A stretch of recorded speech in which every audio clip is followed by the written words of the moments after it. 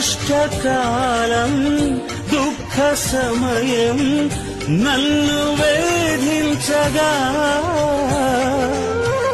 ప్రాణహితులే నన్ను విడచి వెలిగన్నను చూడగా